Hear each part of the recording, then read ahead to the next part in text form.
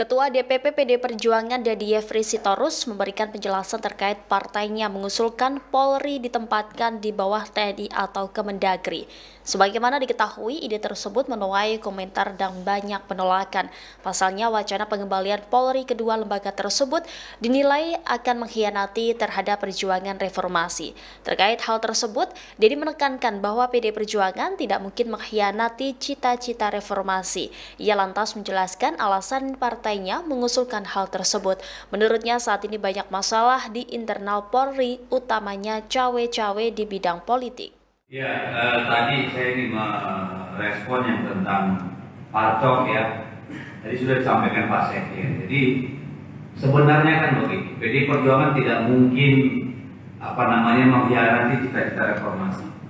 Ketika Ibu Megawati memutuskan untuk memisahkan Polri dan TNI, itu berangkat dari kesadaran untuk membangun budaya sipil, sehingga Polri sebagai lembaga sipil yang dipersenjatai itu diberikan kemandirian, independensi untuk menjaga, mengawal, melindungi, melayani masyarakat dan tentu segala aturan perundang-undangan dan konstitusi secara presisi, gitu ya. Mereka punya sumpah yang namanya Tribrata dan Catur Prasetya, yang kalau dilihat butir per butir itu sungguh-sungguh satria sifatnya, ya. Tapi yang kita alami kan selama ini institusi Polri tidak saja di bidang politik, tapi hal-hal yang terkait dengan institusinya sendiri dan pelayanan pengayoman terhadap masyarakat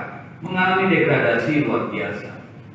Tidak saja di tingkat bawah, di mana banyak sekali oknum Polri yang kemudian terlibat narkoba, perkelahian dan segala macam, ya, banyak sekali kita temui. Tapi sudah sampai ke pucuk hingga kejadian Sambo kemarin kita melihat betapa mengerikan.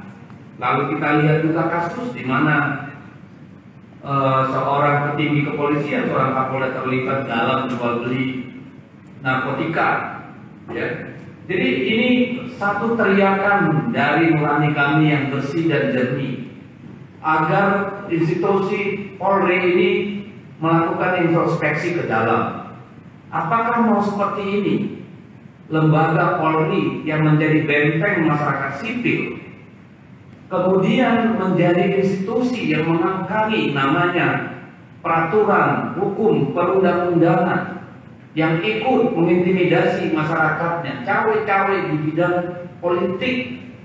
Kalau institusi Polri sebagai benteng masyarakat sipil kemudian tunduk pada kekuasaan, maka masyarakat sipil rentan menjadi korban kesewenang-wenangan. Itulah yang ingin kami koreksi. Dan itu sejalan dengan dukungan yang kami terima dari masyarakat luas, baik dari insan bayangkari negara sendiri, Polri, yang berkomunikasi dengan kami, baik itu masih aktif maupun pensiunan, bahkan dari TNI, semua kelompok masyarakat sipil, intelektual, politisi, semua merasakan kebutuhan agar Polri melakukan introspeksi ke dalam, memperbaiki diri.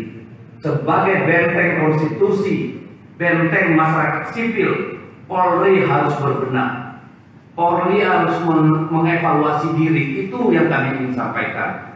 Jadi kalau misalnya ada 7 fraksi belum apa-apa sudah menolak wacana itu, ya silakan nanti kita lihat bagaimana masyarakat sipil, bagaimana kaum terdidik, kaum intelektual, akademisi.